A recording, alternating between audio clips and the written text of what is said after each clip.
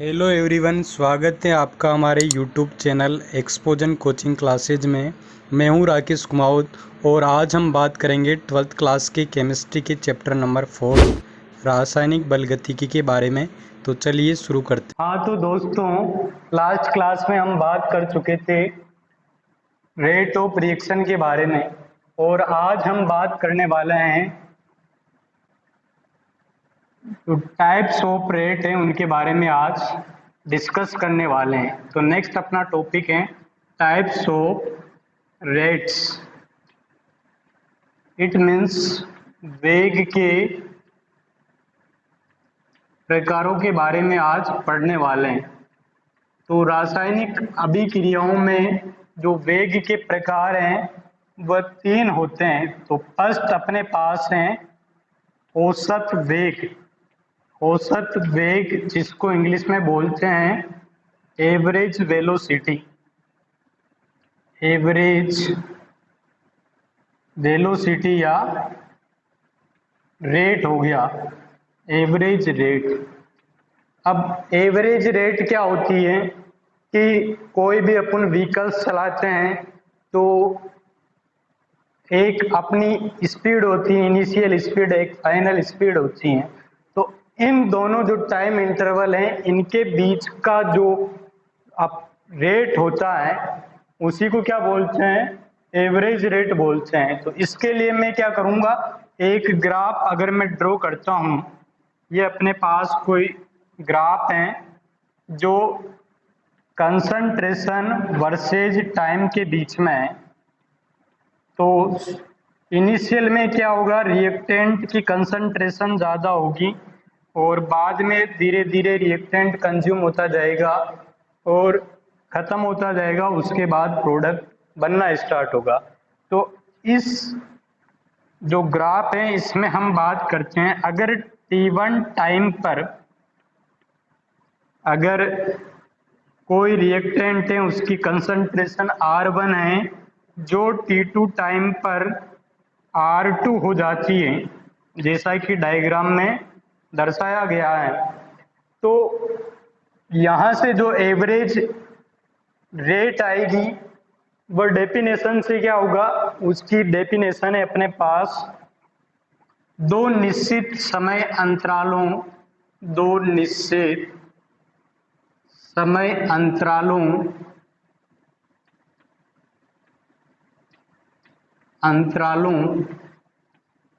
के मध्य अभिकारकों की सांद्रता में परिवर्तन, अभिकारकों की सांद्रता में परिवर्तन की दर एवरेज रेट या औसत वेग को प्रदर्शित करती हैं।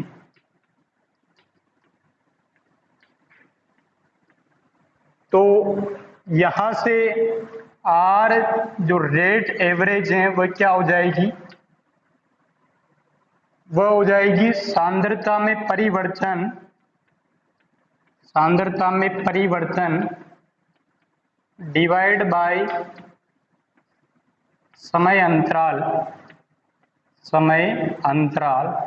तो मैं अभिकारकों के लिए बात करूं तो अभिकारकों के लिए सांद्रता में परिवर्तन क्या होगा, C2 माइनस C1। C2 बोले तो जो फाइनल कंसंट्रेशन है वह है यहाँ पर और C1 इनिशियल कंसंट्रेशन है और जो टाइम अंतराल है वह T2 माइनस T1 है, तो उससे डिवाइड हो जाएगा।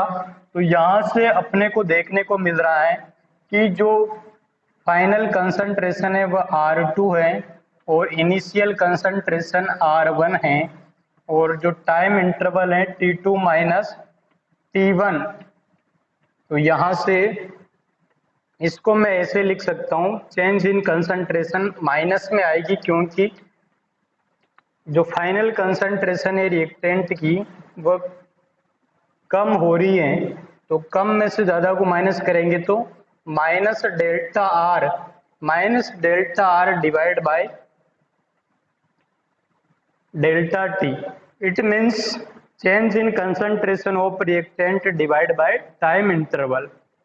ये अपने पास एवरेज रेट आ गया। दूसरा अपने पास रेट है, जो दूसरा रेट है वह अपने पास है तात्क्षणिक वेग, इंस्टेंटेनियस रेट।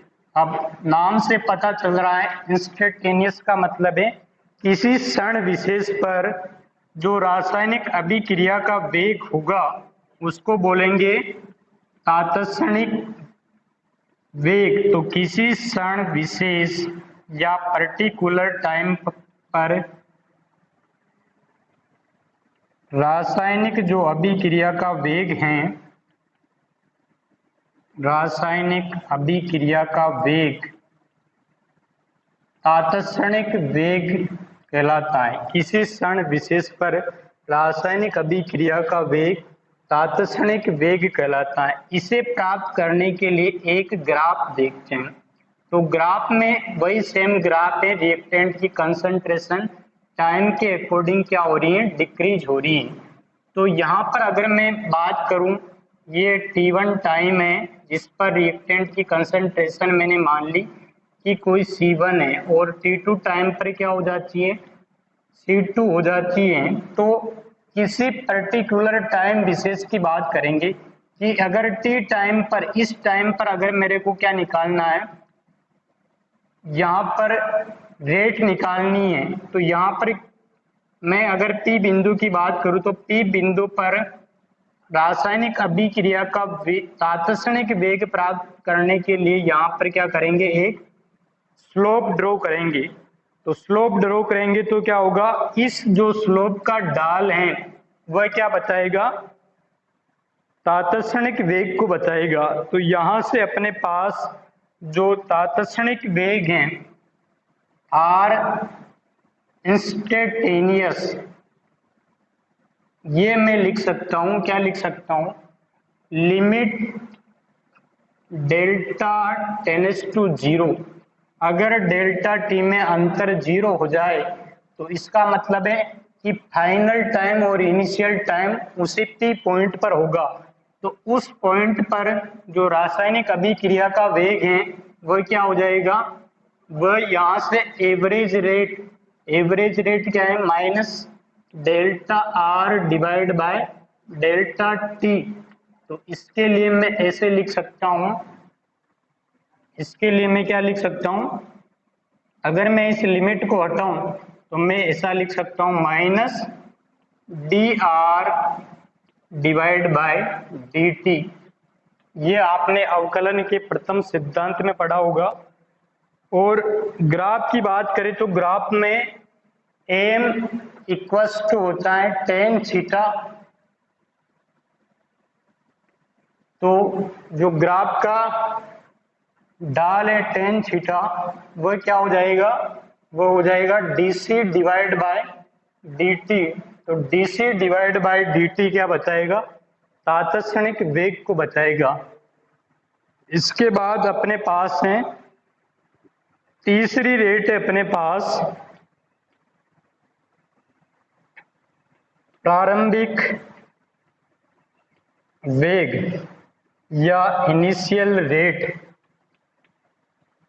इनिशियल रेट, तो इनिशियल रेट का मतलब क्या है कि जब अभिक्रिया प्रारंभ हो जाए, अर्थात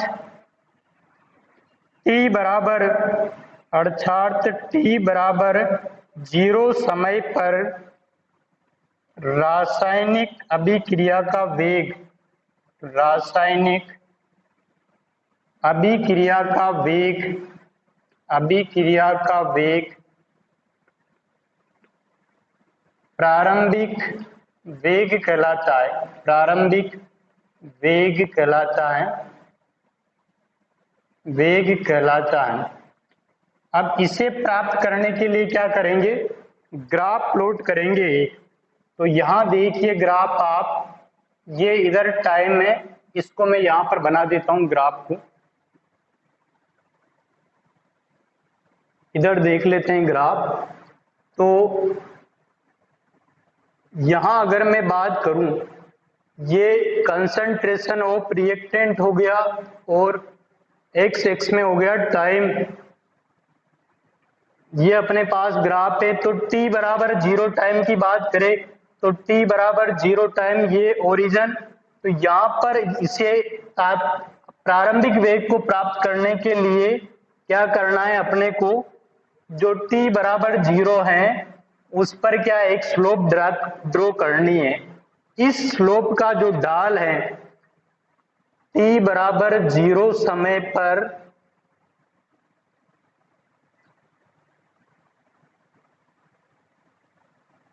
t बराबर 0 समय पर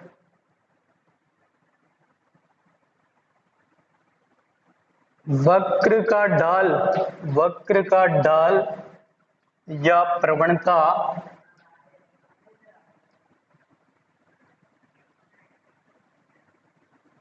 प्रारंभिक वेग को प्रदर्शित करती हैं। प्रारंभिक वेग को प्रदर्शित करती हैं।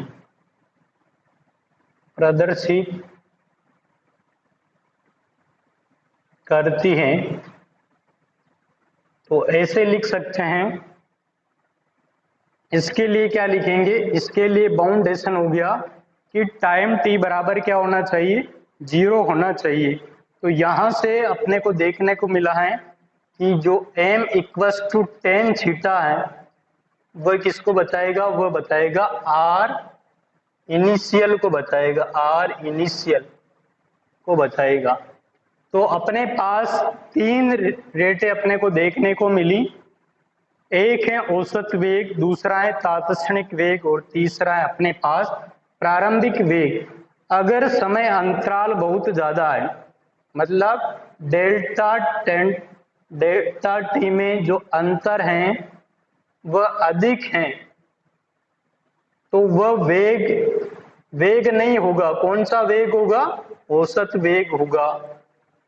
औसत वेग होगा। अगर डेल्टा टी में जो डिफरेंस है वह 10⁻0 है, 0 है,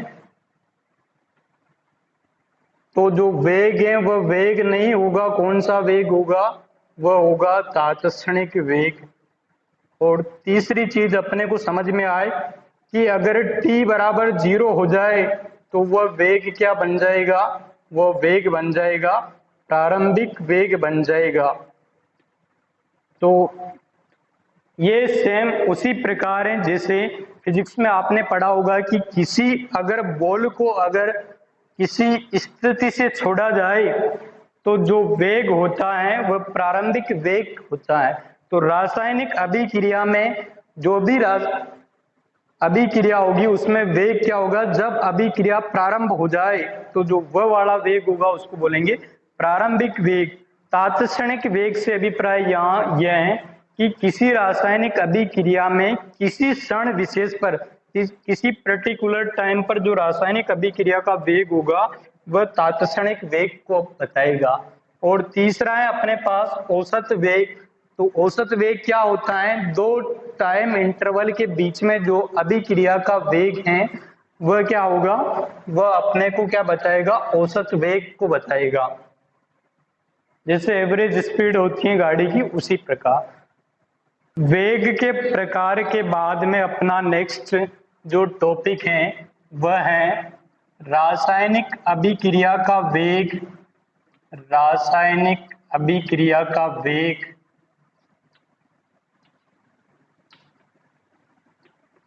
तथा रस समीकरण मितीय गुणांकों में संबंध। रस समीकरण मितीय गुणांकों में संबंध। तो इंग्लिश में बोलेंगे इसको relation between rate of reaction and stoichiometry coefficient. तो ये अपना टॉपिक है, ये बहुत इंपॉर्टेंट है।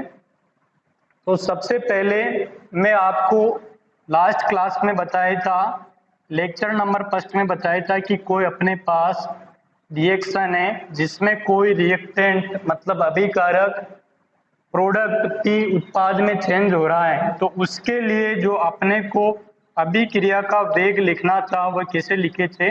अभिक्रिया का वेग बराबर change in concentration of reactant divided by time taken equals to change in concentration of product divided by time taken। तो यहाँ पर जो कोफिशिएंट थे, रस समीकरण मितीय गुणांक थे, वह 1 थे। मतलब जो भी स्पीशीज होती हैं उसके जो आगे में जो मोल्स वगैरह होते हैं उसको बोलते हैं स्टाइक्योमेट्रिक कोफिशिएंट या रस समीकरण मितीय गुणांक। तो यहाँ पर कोई इफेक्ट नहीं पड़ा था। अब जैसे अलग अलग रिएक्शनें आती हैं अपने पास, उसमें रस समीकरण मितीय गुणांक अलग अलग होते हैं। जैसे मैं कोई सिंपल रिएक्शन की बात करता हूँ, ए प्लस बी अपने पास दो रिएक्टेंट हैं और दो प्रोडक्ट हैं सी प्लस डी जो उत्पाद में चेंज हो रहे हैं। तो यहाँ पर अगर मैं रेट ऑफ रिएक्शन लिखूं, रेट ऑफ रिएक्शन मीन्स अभिक्रिया का वेग लिखूं, तो मैं ऐसे लिखूंगा कि रिएक्टेंट की कंसंट्रेशन कम हो रही है, तो minus delta A divide by delta T equals to minus delta B divide by delta T equals to plus delta C divide by delta T equals to plus delta D divide by delta T, ऐसा लिखा जाएगा। अगर इसमें limit apply कर दे, इसमें क्या कर दे, limit delta tends to 0 कर दे, तो वो क्या हो जाएगा, वह अपने पास एवरेज रेट हो जाएगा। तो ऐसे भी लिखा जा सकता है इसको, और कैसे लिखा जा सकता है इसको, यहाँ पर minus D A divide by D T equals to minus D B divide by D T equals to plus D C divide by D T equals to plus D D divide by D T, ऐसा लिखा जा सकता है। अब अलग अलग reaction आती हैं उसके हिसाब से अलग अलग वैल्यू अपने पास, जैसे कोई रिएक्शन आपको ऐसी दे दी M1 A plus N1 A gives N1 A plus N2 B, sorry ऐसे M1 C plus M2 D। तो इसके लिए अगर मेरे को रेट ऑफ रिएक्शन लिखना है, तो रेट ऑफ रिएक्शन कैसे लिखेंगे, rate of reaction equals to, ऐसे लिखेंगे इसको, minus change in concentration of reactant divide by dt, और इसका जो स्टाइक्योमेट्रिक कोफिशिएंट है वह डिवाइड हो जाएगा, तो 1/n1 ये यहाँ डिवाइड हो जाएगा। हाँ, तो इसके लिए क्या होगा, minus 1/n1 dA divide by dt।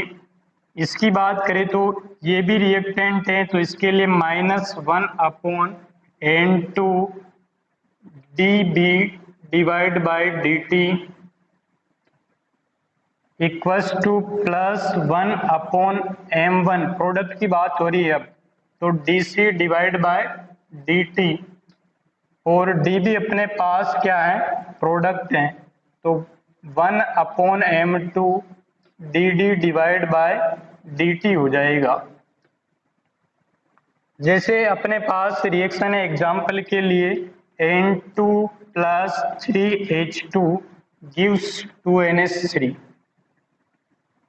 Ammonia निर्माण की हेबर विधि है, जिसमें प्लेटिनम उत्प्रेरक का काम करता है और मोलिब्डेनम उत्प्रेरक वर्धक का काम करता है।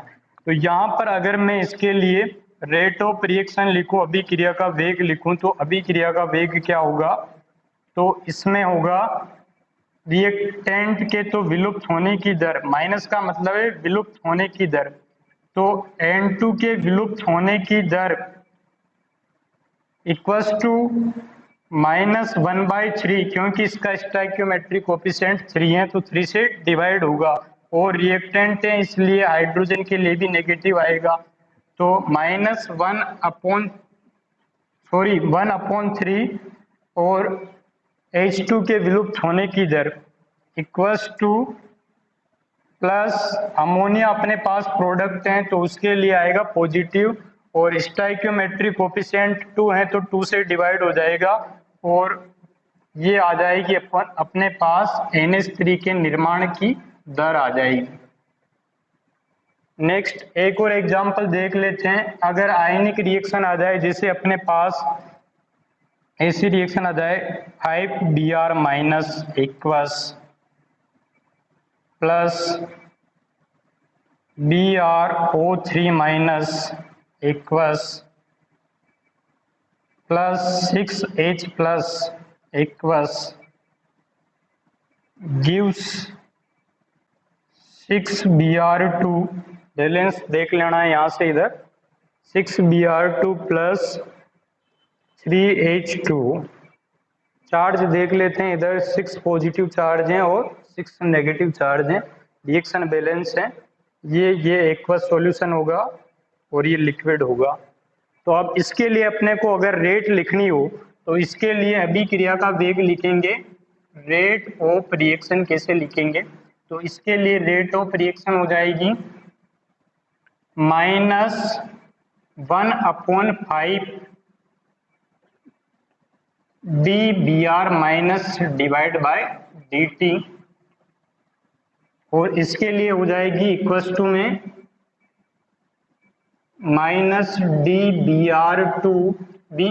BrO3 minus divide by dt, और इसके लिए हो जाएगी, ये भी रिएक्टेंट है तो नेगेटिव आएगा, -1/6 DH plus divide by dt, और ये प्रोडक्ट है इनके लिए आ जाएगी पॉजिटिव में 1/6 dBr2 डिवाइड बाय dt, और वाटर प्रोडक्ट है इसलिए इसके लिए भी पॉजिटिव में 1/3 DH2 डिवाइड बाय dt, तो ये हो जाएगा अपने पास। तो रिलेशन के बाद में अपना नेक्स्ट टॉपिक है अभिक्रिया का वेग तथा वेग नियतांक, जिसको वेग स्थिरांक भी बोलते हैं, तो इंग्लिश में बोलेंगे इसको rate of reaction and rate constant.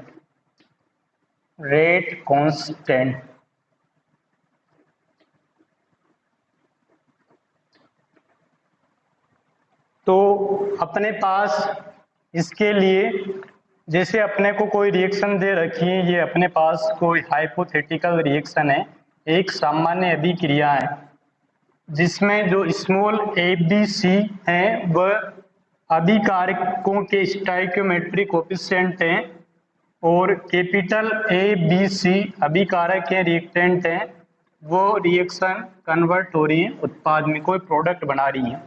तो इसके लिए द्रव्यानुपाती क्रिया का नियम लगाएंगे।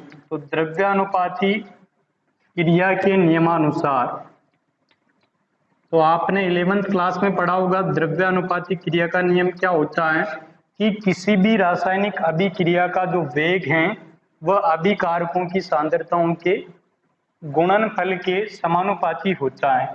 तो अभिक्रिया का जो वेग है, अभिक्रिया का वेग वह समानुपाती होगा अभिकारकों की सांद्रताओं के गुणनफल के। तो अभिकारक है यहाँ पर small a into small b into small C, और जो भी अब स्टाइक्योमेट्रिक कोफिशिएंट है वो इसकी पावर में चले जाएंगे। तो अभिक्रिया का वेग, अभिक्रिया को लिखते हैं change in concentration per unit time dx upon dt। Proportionality को हटाएंगे तो यहाँ पर कांस्टेंट आएगा k, जिसको बोलते हैं वेग नियतांक, रेट कांस्टेंट। तो ये अपने पास k क्या है, रेट कांस्टेंट है। तो इसको अब अपने को क्या करना है, परिभाषित करना है। तो इसके लिए मैं क्या करता हूँ, अगर मैंने रिएक्टेंट की सारे के सारे जो रिएक्टेंट हैं उनकी कंसंट्रेशन मैंने यूनिटी मान ली, एक मान ली, सबको क्या कर लिया, एक मान लिया, 1 मोल पर लीटर मान लिया। तो ये 1 की पावर कुछ भी हो, भले स्टाइक्योमेट्रिक कोफिशिएंट कितना भी है 1 आएगा, ये इससे मल्टीप्लाई होगा तो भी 1 आएगा। तो यहाँ से क्या हो जाएगा, तब यदि अगर ये कंडीशन है तब जो अभिक्रिया का वेग है dx/dt वह क्या किसके बराबर हो जाएगा, वेग नियतांक के बराबर हो जाएगा। तो यहाँ से वेग नियतांक परिभाषित हो जाएगा। तो परिभाषा क्या होगी, जब अभिकारकों की सांद्रता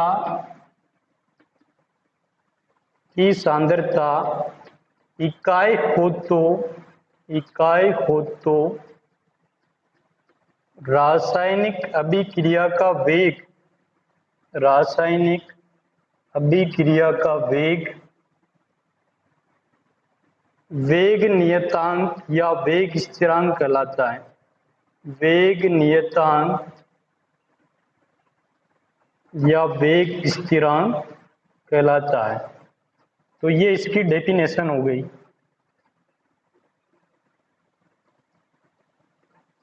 अब इसकी इकाई की बात करेंगे तो इसकी इकाई के लिए वापस यहाँ जाना है अपने को रिएक्शन में। तो रिएक्शन में के की यूनिट निकालनी है। तो के की यूनिट निकालने के लिए इसको क्या करेंगे, इसको अपने को इधर भेज देना है। तो ये तो हो गया रेट की यूनिट हो गई अपने पास कंसंट्रेशन डिवाइड बाय टाइम, और के की यूनिट अपने को निकालनी है, और जो भी मोलर ब्रैकेट के अंदर है वो सब कंसंट्रेशन है। तो कंसंट्रेशन की power small a into concentration की power small b into concentration की पावर स्मॉल c। तो यहाँ से k की यूनिट क्या आ जाएगी अपने पास, कंसंट्रेशन, और ये टाइम आ गया और नीचे आ गई कंसंट्रेशन की पावर। ये यहाँ पर क्या है अपने पास आधार समान है तो ये घातें क्या हो जाएगी, ऐड हो जाएगी, ये जुड़ जाएगी। तो यहाँ से इसको ऊपर भेजेंगे तो कंसंट्रेशन की 1 माइनस पावर में क्या आ जाएगा, 1 minus a plus b plus c आ जाएगा, डिवाइड बाय टाइम। अब कंसंट्रेशन की यूनिट अपने को पता है क्या है, मोल पर लीटर है। तो मोल पर लीटर, और यहाँ आ जाएगा 1 minus a plus b plus c, और टाइम की यूनिट है अपने पास सेकंड। तो यहाँ से इसकी यूनिट क्या आ जाएगी अपने पास, इसकी यूनिट आ जाएगी, इसकी इकाई क्या आ जाएगी, मोल। उसको सोल्व कर लेंगे तो सोल्व करेंगे तो क्या हो जाएगा, मोल 1 minus a plus b plus c, और लीटर में क्या हो जाएगा, लीटर में हो जाएगा a plus b plus c minus 1, क्योंकि अपोन में है तो उल्टा हो जाएगा, और सेकंड के लिए सेकंड डिवाइड में तो ऊपर जाएगा तो सेकंड इनवर्स। तो ये इकाई आ गई किसकी, रेट कांस्टेंट की। और a plus b plus c क्या है, अभिकारकों के कुल मोलों की संख्या है। तो सिंपल रूप में ऐसे लिख सकते हैं, मोल 1 minus n litre n minus 1 into second inverse, जहां n बराबर क्या है जहाँ n बराबर हैं अभिकारकों के कुल मोलों की संख्या जिस पर रासायनिक अभिक्रिया का वेग निर्भर करे, तो उसको क्या बोल सकते हैं, कोटि भी बोल सकते हैं। तो n क्या है, अभिक्रिया की कोटि हो जाएगी यहाँ पर। तो जिस कोटि की अभिक्रिया होगी उसके हिसाब से रेट कांस्टेंट हो जाएगा अपने पास। This is the end of this lecture. अगर वीडियो अच्छा लगे तो लाइक करें, चैनल पर नए हो तो सब्सक्राइब करें। अगर आपका कोई फ्रेंड जो अपनी 12th बोर्ड की तैयारी कंटिन्यू रखना चाहता है तो उस तक वीडियो को शेयर करें। मिलते हैं अगले लेक्चर में। Till then bye bye and take care.